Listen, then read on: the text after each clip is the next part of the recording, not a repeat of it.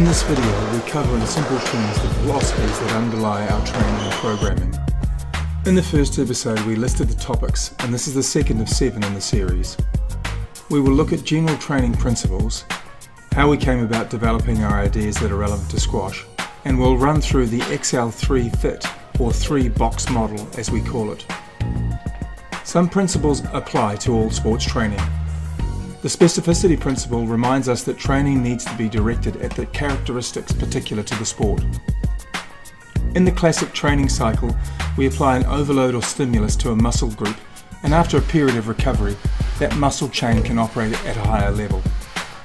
The next line is a caution that whilst training needs to be specific, too much of the same thing leads to adaptive resistance where athletes plateau. Finally, we need to apply phases to training, whether it be linear, non-linear, periodized, or some other system, to extract the most gains. And we need to manage fatigue to avoid burnout and minimize risk of injury. In this section, we look at how we came up with our 3-box model. In episode 1, we referred to time constraints for athletes. We have to be certain that the training we program for athletes is going to work. We know that the body has 3 different energy systems and muscle fiber types, and squash requires us to utilize all 3 together to maximize performance. After a lengthy meta-analysis of squash-specific university research, largely undertaken in the last decade, we reduced the findings. Our conclusions were that squash players required an aerobic base that was higher than many sports, especially team sports, but was less than pure endurance sports such as road cycling and marathon running. The key discriminators within elite squash athletes were multi-sprint and change of direction capability.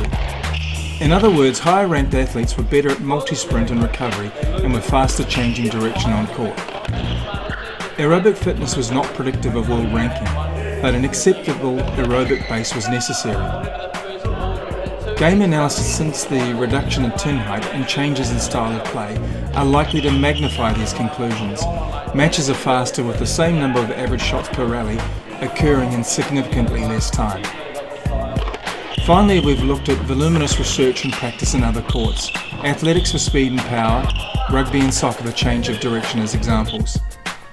Going back to the 3 energy systems model, we see an example applied to running and then a squash example. When we apply our learning from the research phase, we came up with a 3-box model where an aerobic base supports excellence at multi-sprint and change of direction. For illustrative purposes, we have added in some sample training sessions to highlight how they may fit on the model to improve athlete performance.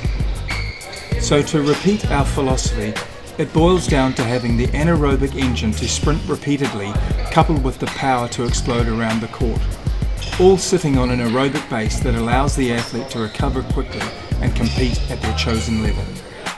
Please like these videos and subscribe to our YouTube channel. Follow Squash Excel on social media, come to one of the camps at Excel, or contact us for remote fitness coaching.